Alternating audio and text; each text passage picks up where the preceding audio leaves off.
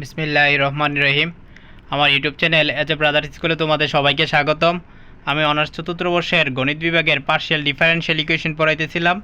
এর আগে আমি তোমাদেরকে 55টি লেকচার দিয়েছি, আজকে আমার 56তম লেকচার এবং আমি তোমাদেরকে চ্যাপ্টার 5-এর ডি পড়াইতেছিলাম। তো আজকে আমি তোমাদেরকে এক্সাম্পল 11 দেখাবো। দেখো এক্সাম্পল 11 দেওয়া আছে d2 minus D prime minus D into Z সমান সাইন 3x প্লাস 4y। তো এখানে আমরা দেওয়া আছে লিখলাম, তারপরে যেহেতু D two minus D prime minus ডিকে ডি এবং ডি প্রাইমের রৈখিক উৎপাদকে বিশ্লেষণ করা যায় না, তো রৈখিক উৎপাদকে যদি বিশ্লেষণ করা না যায় তাহলে আমরা এ আকারে লিখতে পারি summation A E to the power A x plus by, যেটা আমরা আগের মতোই আগের লেকচার অর্থাৎ 53 এবং 54 নম্বর লেকচারে বলে আসছি। আমরা এই আকারে সিএফটা লিখতে হবে, অর্থাৎ কমপ্লিমেন্টারি ফাংশনটাকে আমাদেরকে এই আকারে লিখতে হবে, যেখানে এই যে এই অংশটা হচ্ছে এই অংশতে বসাইবা, অর্থাৎ ডি এর জায়গায় এ বসাইবা এবং ডি প্রাইমের জায়গায় ডি প্রাইম সমান বি বসাইলে তোমাদের এই লাইনটা আসতেছে।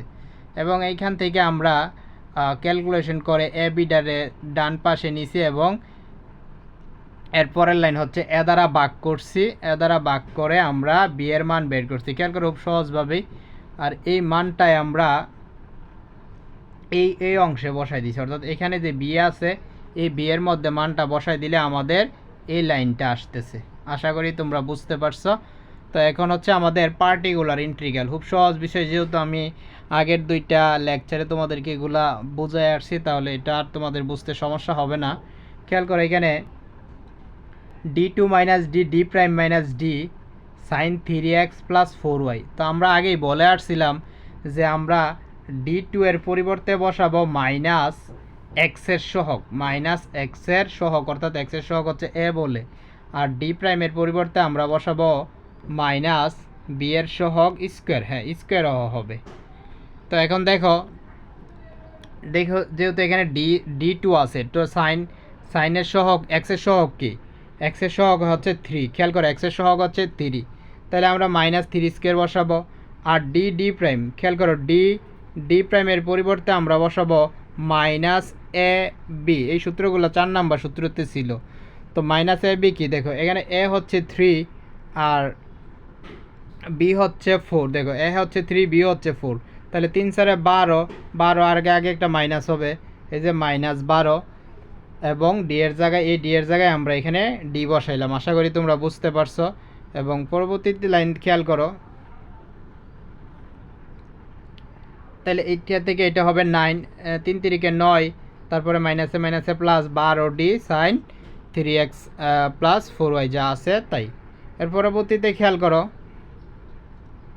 এখানে এটা ক্যালকুলেশন করলে -12 থেকে -9 আর প্লাসের 12 ক্যালকুলেশন করলে হবে 3 minus D sine 3x plus 4y। আশা করি তোমরা এই অংশটা ভালোভাবে বুঝতে পারছো। এবং পরবর্তীতে আমরা যে কাজটা করব, যেহেতু নিচে 3 মাইনাস ডি আছে, তাহলে উভয় পাশে আমরা 3 প্লাস ডি নিব, 3 প্লাস ডি উপরে এবং নিচে গুণ করে দিব।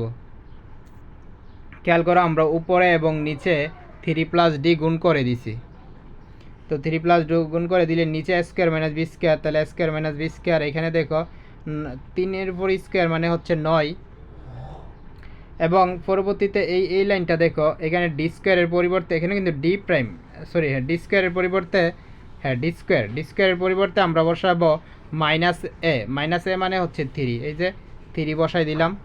তারপরে দেখো পরবর্তীতে লাইন আসছে 3 3 9, মাইনাসে প্লাস হয়ে গেল, 3 3 9 মাইনাসে প্লাস হয়েছে, আর তাহলে 9 9 হচ্ছে 18, আর এই যে 3 প্লাস ডি এটা এই সবটার সাথে গুণ হবে। তো একবার 3 দিয়ে গুণ করলে এটা হচ্ছে 3 সাইন 3x প্লাস 4y, আর ডি মানে কিন্তু উপরে থাকলে হচ্ছে অন্তরীকরণ, আর ডি মানে হচ্ছে এক্সের সাপেক্ষে অন্তরীকরণ।